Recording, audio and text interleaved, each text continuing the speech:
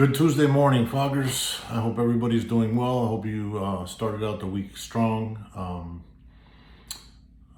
I myself have been up since 2:30 in the morning. Why? Because, like many of you, because we've already discussed it with over the years with many people, especially the other day with a friend of mine.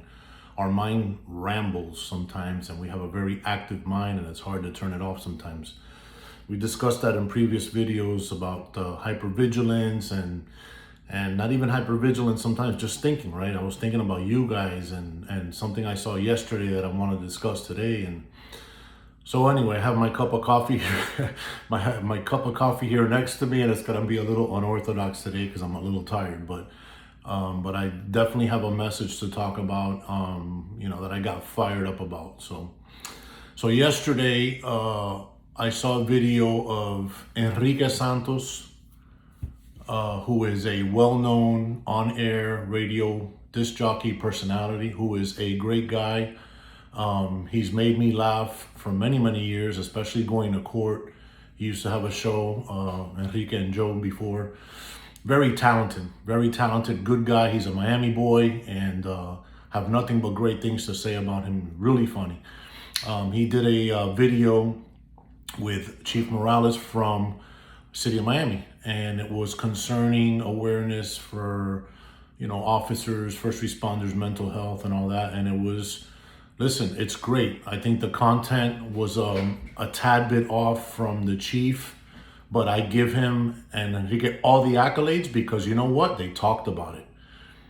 We have things in our department or my former department that have happened, and nobody has come out and talked about it and talks about it. So I give him all the credit for coming out, but that got me fired up because there was some other posts from other people, and so everything is awareness, right? And we want to bring awareness, Well, let me give you a news flash. We're aware, right? Officers are killing themselves. We're number one in divorce and in suicide and alcoholism and chemical dependency, right? Acute stress, right? Syndrome and all these things that are going on. We're aware. We don't need to be aware. Nobody needs to say anything else. We say it all the time. So, this whole, we want to bring awareness. Well, listen, cat's out of the bag, newsflash, we're aware, right? So, I start thinking about all these things and I get myself wound up and, where are we going to make these decisions? So I started to think about things that have happened in the department, right? So earlier in the 90s, when I got on, we had issues with tourist robberies, right? Because they were identifying rental cars. And bear with me, this is going to be a little lengthy, but bear with me, there's a purpose for this, right? There's a subject that's going to come out with it. So, rental cars they started with a Z or an N, right? And I think at some point even with a Y. But bad guys knew that. So on State Road 112 and I-95, we had tourists from Germany and from Europe that were getting shot, robbed, killed, right? And that was during the time of Miami Vice. It was post-cocaine cowboy times. And so, Miami's a beautiful place. Tourism is very important, like it still is now. And so what did we do, right? We started patrolling State Road 112 and I-95, right? Anybody that was on the side of the road with blinking lights, whatever, we would stop. So then the airport district created TOPS unit, tourist-oriented policing, right? And so they had squads, days, afternoons, midnights, whatever, that were dedicated solely to patrolling State Road 112 and I-95 to ensure the safety, right, of tourists because they were bringing money. And that's a great thing. Awesome, right? So the other thing, look at all those changes. A lot of money was invested into that. Okay, fast forward a little bit, and the O.J. Simpson trial comes in, right? And that man gutted his wife and Ron Goldman, okay? And however you feel about that case, but because of that case, then I and my brothers and sisters had to change how we did police work. We had to handle domestic violence, and I'm all for it because domestic violence is horrible. Pamphlets, and we had to take pictures and statements, and everything changed. Domestic violence was a hot topic, right? To the point that when the victim neglected to want to press charges, there's a thing called battered woman syndrome, and it's very real. So what does the state, right, the district attorneys, state attorneys, and everybody do? Well, they prosecute the cases without the victim because there's a syndrome that doesn't allow them to make the proper decisions because they're victimized, right? Okay, great. So the other thing, when Officer Samojano, God rest his soul, was killed, and there were other shootings that we had in the county that we were outgunned because we didn't have rifles or whatever, immediately we responded with being issued AR-15s, right? I mean, back then that was a big deal. I started the department with a revolver, with a 6-shooter, and we were outgunned on shootouts. So eventually, you know, they reacted and they gave us semi-automatic pistols. So we get the AR-15s, right? Because we were being outgunned. Again, we reacted to that, right? So fast forward, and there's a lot of changes that I'm probably skipping over, but cancer, right? Cancer has robbed us. It robbed me of my mother. My father had cancer, several types of cancer. There are people that are close to me that have cancer. There are people that I've lost that I loved and respected that had cancer, and that's all fine and dandy. So what do? We get pink badges, right? Because it's a great message to have, and it shows the public, right, that we care, right?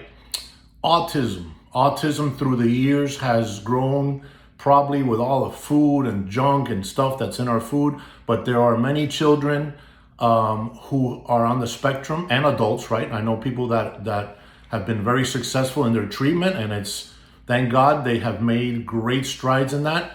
But what do we do to bring awareness, right? We have the color badges and shit. I know somebody that got on eBay and made a killing selling those autism badges all over the country. And again, great. These are things that bring awareness and get people talking, right? The other day I was in a meeting at headquarters for a ministry, and there are comfort dogs, right? We have comfort dogs. I was in K9. We had patrol dogs. We were the ones that did all the demos. We would go, I remember doing a demo for Coca-Cola and for Pepsi. You know, if the mayor's office wanted a demo, we did a demo. I did demos at schools, right? Friends and family that worked at schools for career day. We have comfort dogs. We have just tons of comfort dogs to comfort people and to have better relations, right? They work out of community affairs at headquarters just so we can get along. And my God, have we eaten more fucking ice cream and cookies and coffee with the public? Listen, there are people in the public that love us, and there are people in the public that are never gonna love us, right? I remember after 9/11, everybody was so freaking scared. Even the baddest guys in Northside and in hammocks all over the place. God bless you, God bless. Why? Because they were shitting bricks, and everybody thought the world was coming to an end. So everybody loved us, right? So, you know, we have cookies and ice cream and coffee because we want people to like us. That's not going to make them like them, because when you turn around and you tell them what to do, or you give them a citation, or you take them to jail because they did something wrong, they're going to hate your guts. It's just a natural reaction, right? So the other thing, during Bill Clinton years, we had community-oriented policing because it was important to establish relationships with the community, right? And to get, you know, low income, inner city to like police and stuff. So I was working in HUD, and we had endless money to do all the stuff that people wanted us to do, right? And bikes, man, we got so many bikes. We had tactical bike squads. We had people that were just like the mechanics that worked on bikes. We gave contracts to stores that fixed our bikes and sold our bikes. We had a week-long course all day, every day during the week, where we rode bike. We went to the beach and went down the stairs at the Miami Arena, and we went to the airport and Key Biscayne and all that. Remember that? Okay, we did all that kind of stuff. Where's the badge for our brothers and sisters who are killing themselves, drinking themselves to death, right? And have all these issues? I'll wait a little bit. Let me know. Do you get what I'm saying? There's a lot of bullshit going on. Okay? When you want, we get. So this Margate sergeant committed suicide, which is horrible, right? Because now we know he leaves a world of trauma behind that. And I was told he has a child and he's married, newly promoted, right? All that now is messed up because of that act of suicide. So we are totally reactive in everything we do in police work. Totally reactive in everything. Those are just brief things that I told you, right? Brief scenarios. Why haven't we reacted to this? Our director shot himself. Our director shot himself.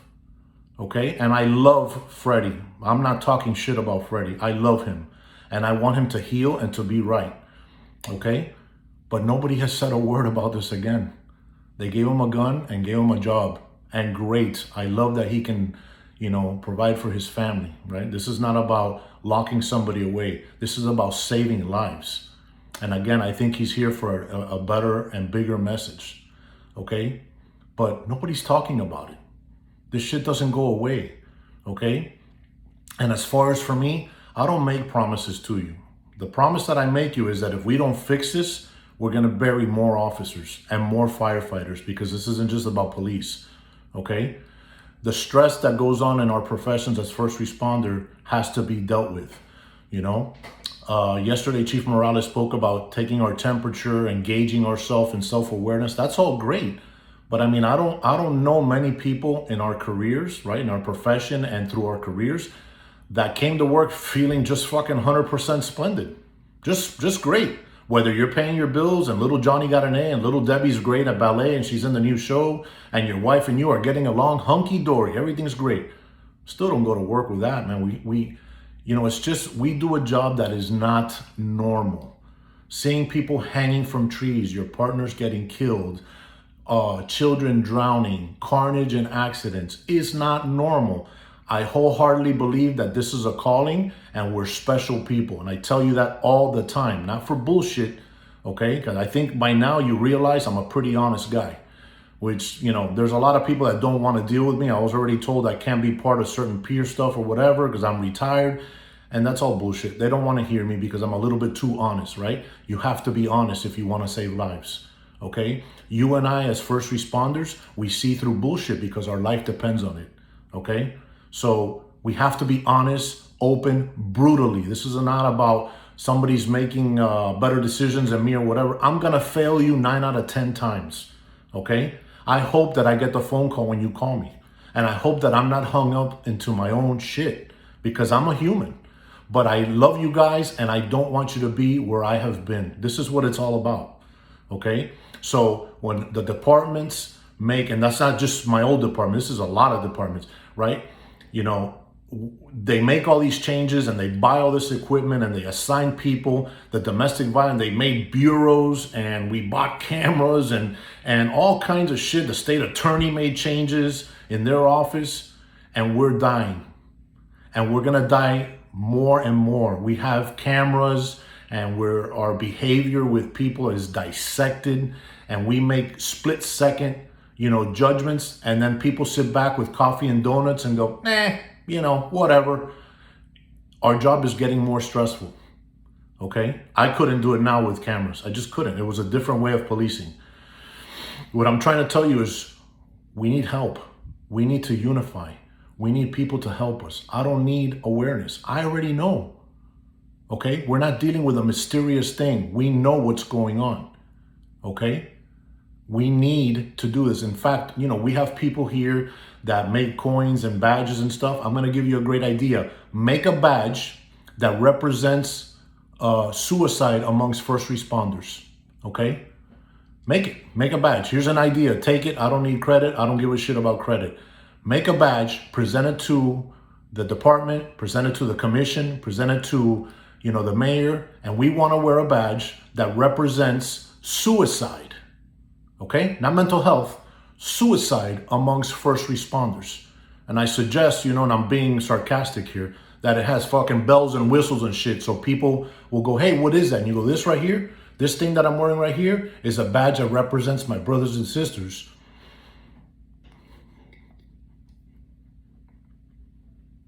that are dying because we came to help you. And we do it all the time and we answer the call. That's what that is. So that's an idea. Take that idea and run with it. Let's see if we can do that. That'd be a great thing. Okay? And yeah, I'm psyched up. I'm just tired of seeing people die, man. You know? The last guy that we lost, which is why I started this, the friend of mine, the friend of all of us that overdosed, that's enough, man. I had enough friends of mine that overdosed. I have friends that are suffering. You know, yesterday I ran into somebody with my son and I go, hey, what's going on? I'm going to be reaching out to him today. I didn't say nothing because my son was present, but I'm going to be calling him today. And I suggest that we get our act together. The one promise I can make you, if we don't get this together, and it's never, I'm going to repeat this. This is never about come see me, don't go see those guys. Anybody that offers you help, you need to run to them, okay? This is not about an ego thing. I'm a totally imperfect guy. I told you that I hope that I answer the call when you call me because I'm not perfect, okay? But I'm trying to tell you that I've been where I'm at, okay? Or I've been where I was at before, and I don't want you to be there. You understand me? So that's what this is about. If we were running lights and sirens going through intersections and you were driving and I was on the passenger seat like we do, and I call clear, would you trust me and go through the intersection? Or would you stop and look? And you guys that work the road, you know what I'm talking about. You call clear, your partner said clear, you blow that intersection. I'm calling clear. 3 a.m. fog.